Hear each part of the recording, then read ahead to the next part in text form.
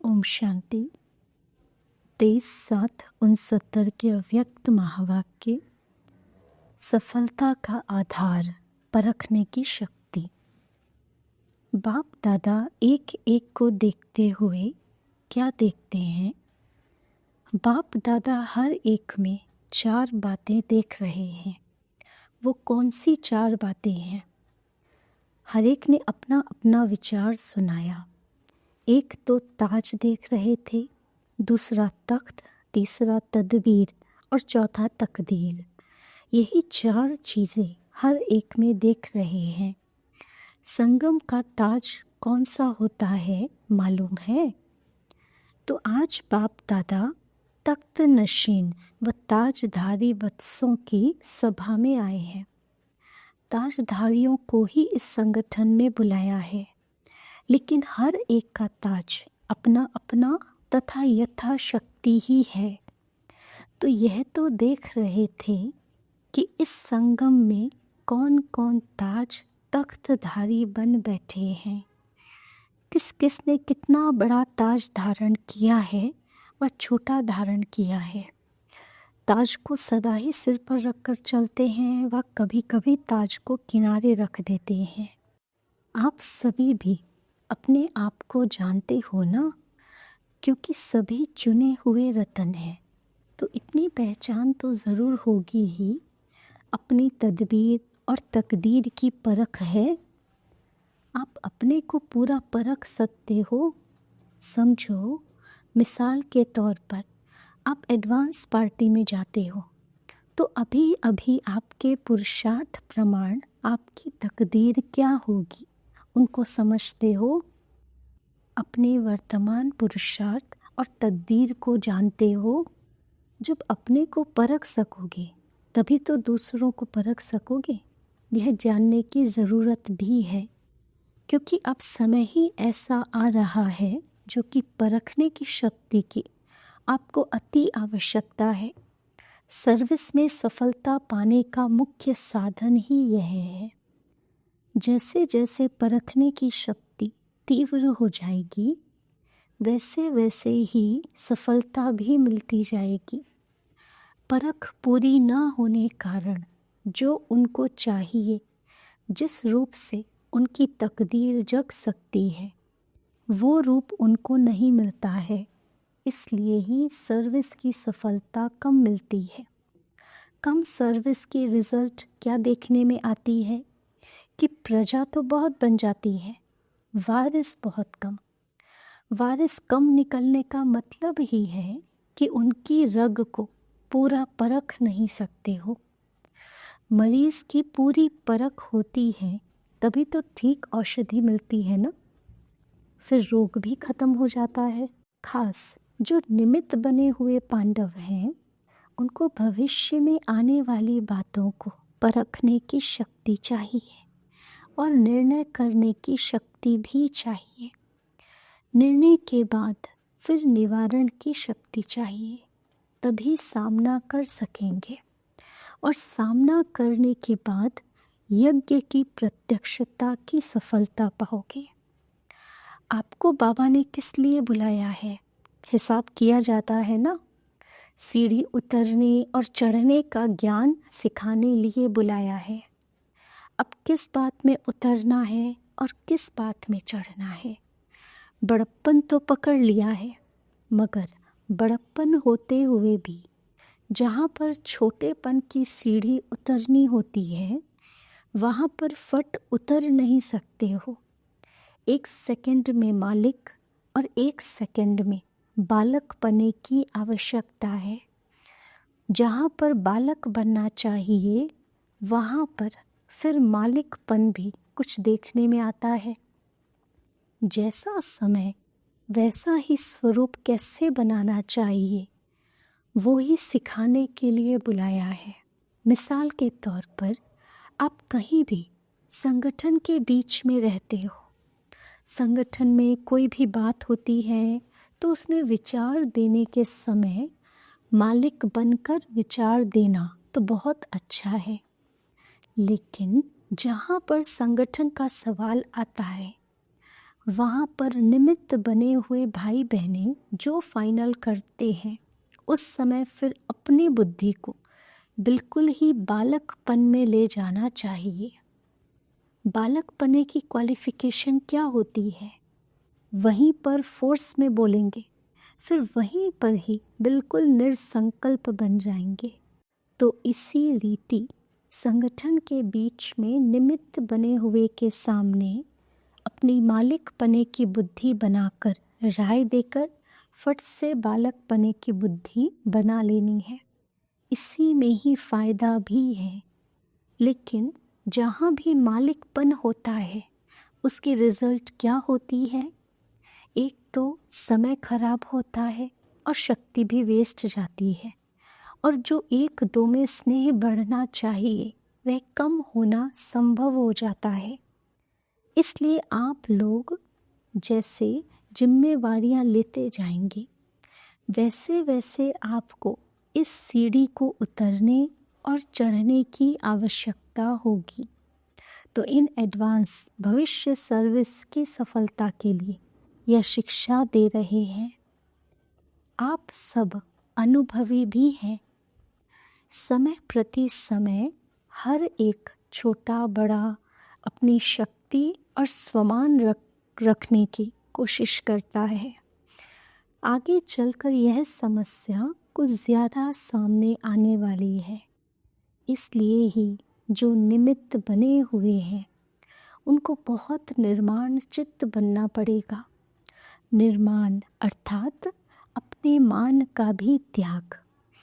त्याग से फिर और ही ज़्यादा भाग्य मिलता है।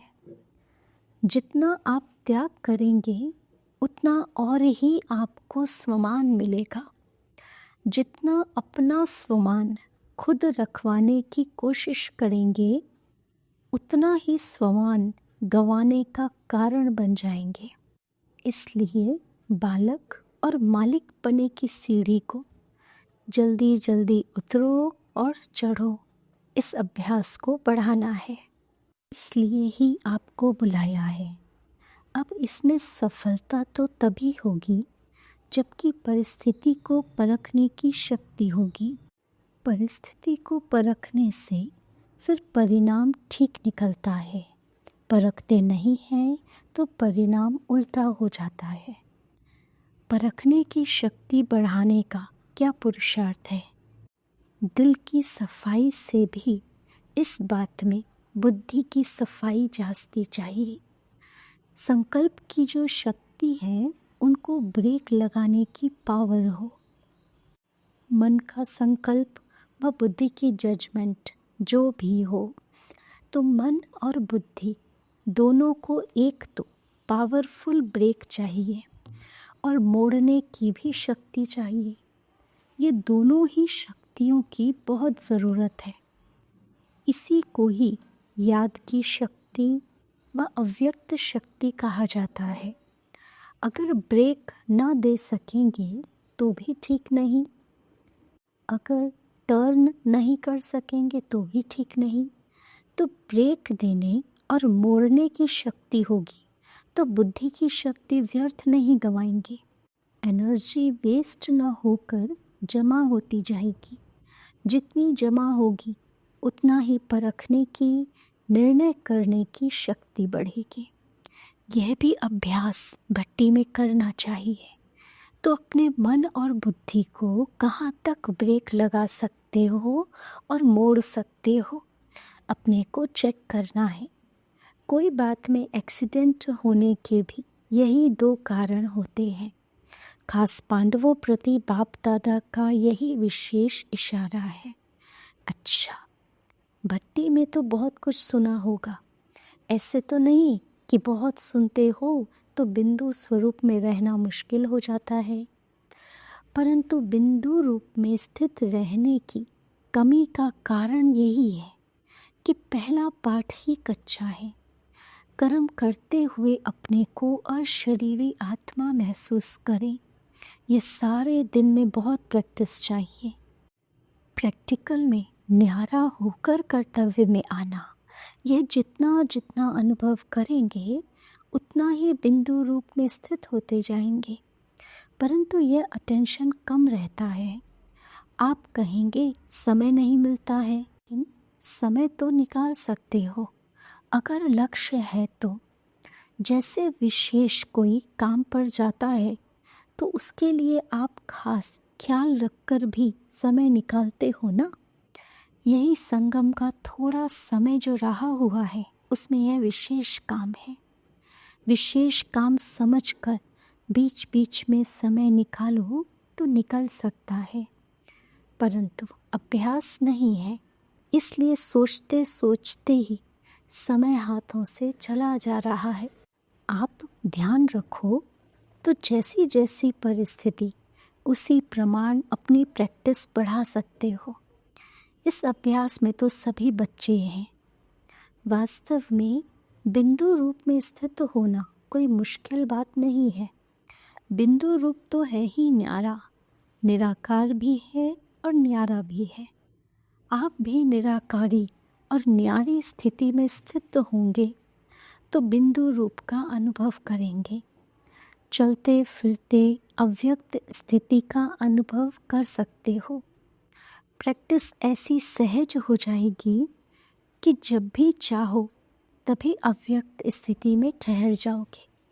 1 सेकंड के अनुभव से कितनी शक्ति अपने में भर सकते हो यह भी अनुभव करेंगे, और ब्रेक देने मोड़ने की शक्ति भी अनुभव में आ जाएगी। तो बिंदु रूप का अनुभव कोई मुश्किल नहीं है, संकल्प ही नीचे लाता है। संकल्प को ब्रेक देने की पावर होगी तो ज़्यादा समय अव्यक्त स्थिति में स्थित रह सकेंगे। अपने को आत्मा समझ उस स्वरूप में स्थित होना है। जब स्व स्थिति में स्थित होंगे तो भी अपने जो गुण हैं वह तो अनुभव होंगे ही। जिस स्थान पर पहुंचा जाता है उसके गुण न चाहते हुए भी अनुभव होते हैं। आप किसी शीतल स्थान पर जाएंगे तो न चाहते हुए भी शीतलता का अनुभव होगा।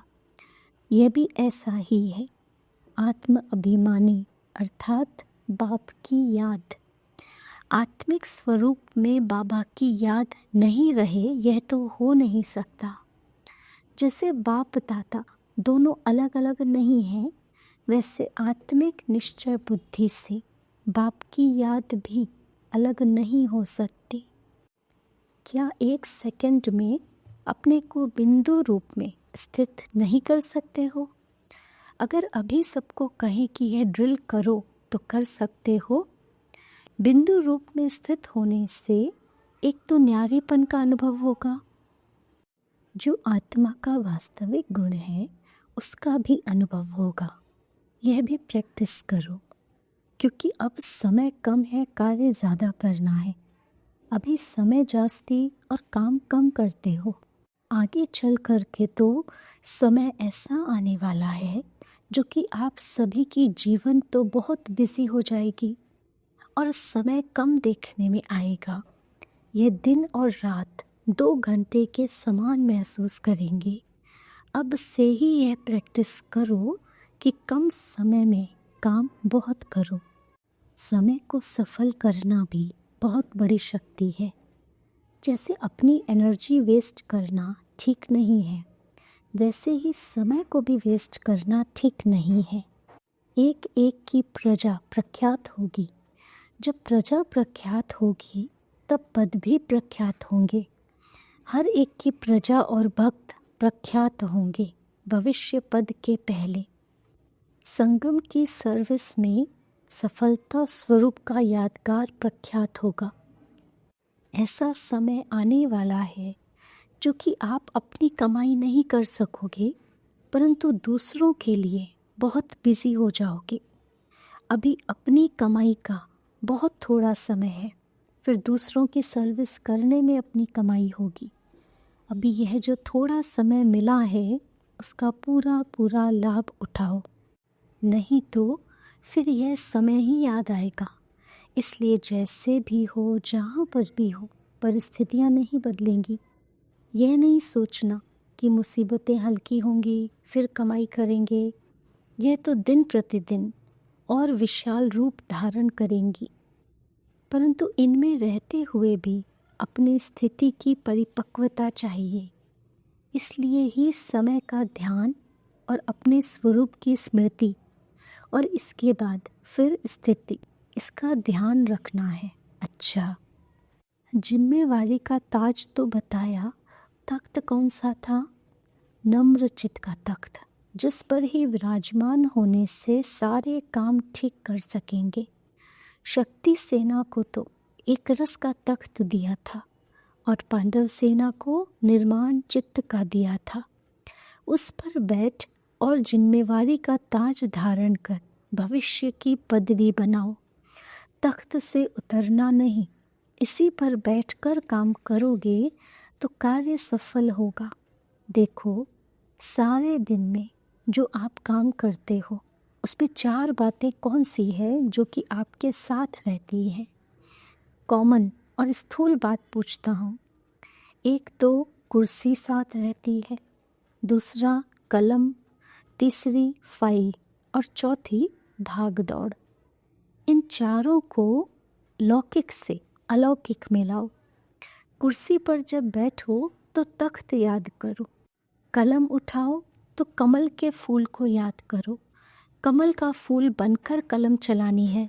फाइल को देखकर अपना पोतामेल याद करो कि मेरी फाइल में बाप दादा अभी क्या सही करते होंगे। भाग दौड़ तो है ही, सीढ़ी से उतरना और चढ़ना, यह प्रैक्टिस करो। तो जहाँ पर भी बुद्धि को लगाना चाहता हूँ, लगती भी है कि नहीं? वैसे ही जैसे कि पाँव जहाँ भी चलाने चाहो चलते हैं ना, इसी प्रकार से आपकी बुद्धि भी पाँव मिसल हो जाएगी। अब बुद्धि को लौकिक से अलौकिक बातों में परिवर्तन करना है, तो अवस्था में भी परिवर्तन आ जाएगा। इस संगठन के रत्नों में क्या विशेष खूबी है? एक तो सभी स्नेही है, दूसरा मेजॉरिटी सरेंडर बुद्धि है, तीसरा सर्विस के लिए हर वक्त तैयार रहते हैं, इसलिए ही एवर रेडी है। अब जैसे जिम्मेवारी का ताज मिला है, उसमें इन सब विशेषताओं को रत्नों की तरह जड़ना है, तभी जिम्मेवारी को पूरी रीति संभाल सकोगे। यह गुण ताज की मणियाँ हैं, अर्थात शोभा है। इनको कायम रखना है। जैसा कर्म आप करेंगे, आपको ये देखकर सभी फॉलो करेंगे। एक स्लोगन और याद करना जरूरी है, छोटों को करो प्यार और बड़ों को दो रिगार्ड। प्यार देना है, फिर रिगार्ड लेना है, ये कभी नहीं भूलना। यह संगठन सोना तो है, परंतु सोने पर सुहागा लगाया जाता है। उसके लिए बीच बीच में मधुबन में संगठन हो। निमित्त बनी हुई बहनों की राय से ही समय प्रति समय संगठन होगा। प्रदर्शनी में भी कुछ नवीनता आनी चाहिए। अभी तो इतना ही समझते हैं कि यहाँ की नॉलेज अच्छी है। जो बातें बतानी है बिना पूछे देखने से ही समझें कि हमको अभी यह सहज रास्ता मिला है। इस लक्ष्य को रखकर प्रदर्शनी बनाने की कोशिश करें और टॉपिक में भी आकर्षण हो। परमात्मा के परिचय पर रख सकते हो और जो लोग दूर भागते हैं उनको नज़दीक लाना है। फिर उसमें धर्म के विचार वाले हों व कोई प्रकार हो, उनकी फिर पीठ भी करनी है। बिना पीठ किए सफलता नहीं होगी। जैसे म्यूज़ियम की सर्विस की है, उसकी भी पीठ करनी है, उनसे संपर्क रखना है, समय प्रति समय बुलाना है। भले संबंध रखना चाहिए जो उनको परिवार की महसूसता हो, तभी ही सर्विस की सफलता होगी। अच्छा, ओम शांति।